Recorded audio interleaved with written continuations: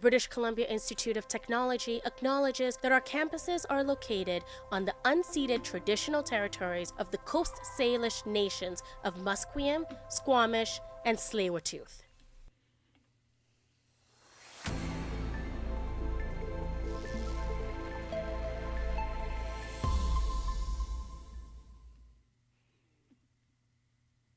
Welcome back to The Crow. My name is Tammy Mack, and this is your 11:30 news update.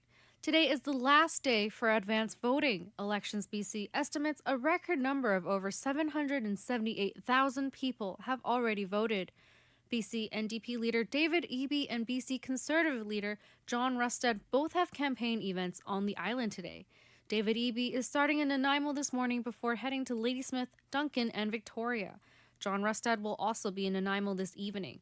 BC Greens leader Sonia Furstenau has no in-person events today, but has a series of Zoom calls scheduled.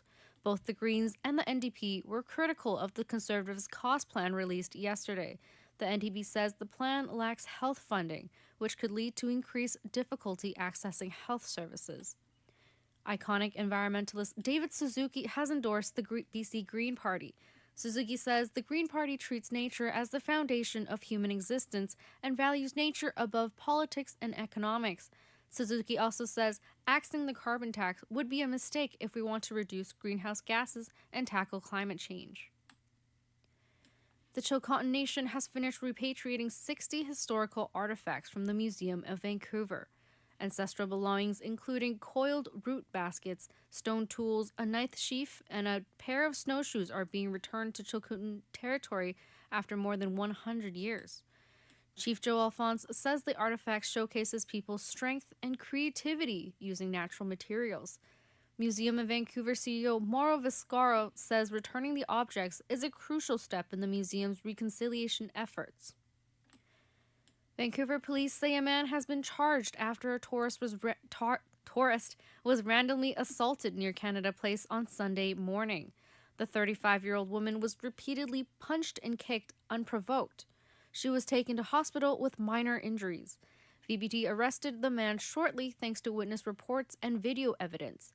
The 30-year-old suspect is facing one charge of aggravated assault. Records show that the suspect had been previously found guilty of assault following several incidents in 2022 and 2023. Statistics Canada reports over 15% of Canadian households experienced food insecurity in 2022. Naira Ahmed of the Canadian Press has more. That's based on data from the Canadian Community Health Survey. The agency says the increase comes after food insecurity was relatively stable from 2017 to 2021, making an over 9% jump since 2017 and over 11% jump since 2018. The agency is also reporting an increase in the severity as more households reported moderate or severe food insecurity in 2022. It notes the prevalence of household food insecurity was slightly lower and stable during the pandemic years. Naira Ahmed, The Canadian Press. The Canadian government has announced the creation of the Canadian Water Agency. Reporter Ethan Van Dop tells us what this means.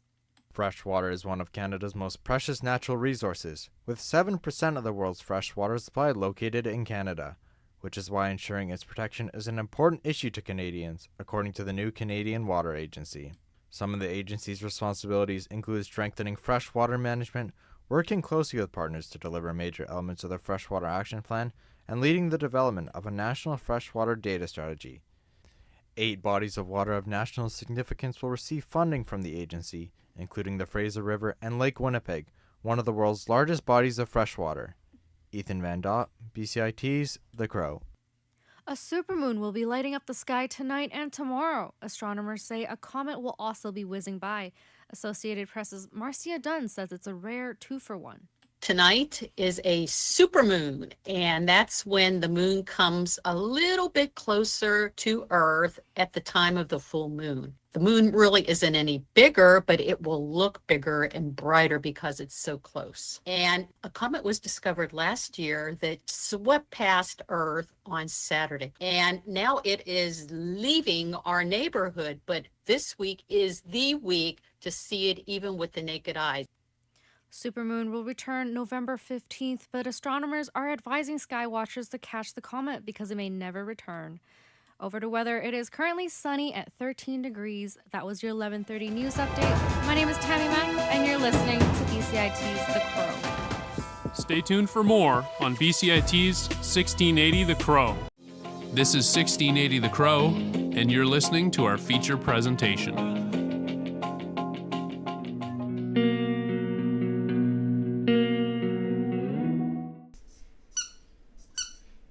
Pet owners take their pet health very seriously, but often don't actually know what goes on behind the scenes.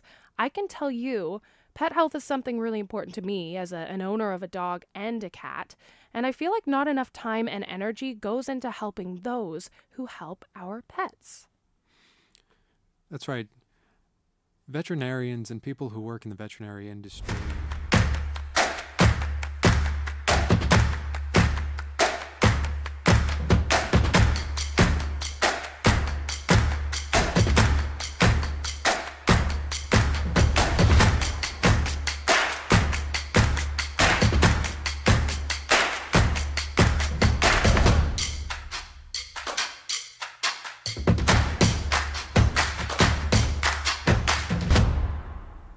Everything is changing to digital. Everything is online. People aren't just waiting for the 6 o'clock news anymore. People want their news right now. They want to be able to go onto their smartphone, onto the internet, and see the news that they want to see.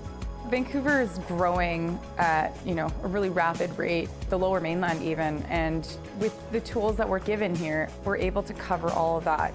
Welcome to BCIT Magazine. I'm Radhika Sikka-King. In the program, they really leave it up to you. I mean, the help is there when you need it, figuring out how to use the programs like Premiere, Audition, and figuring out how to use the cameras. But it's up to you to sort of experiment and figure out what you can do when you go out in the field. They brought candles and flowers to remember the student who lost her life yesterday. Theresa May says the international community condemns Moscow. They really make sure that you know the basics and you are able to put out a quality product. I'm Brady Tretanero. And I'm Radhika Sikka-King. Thank you for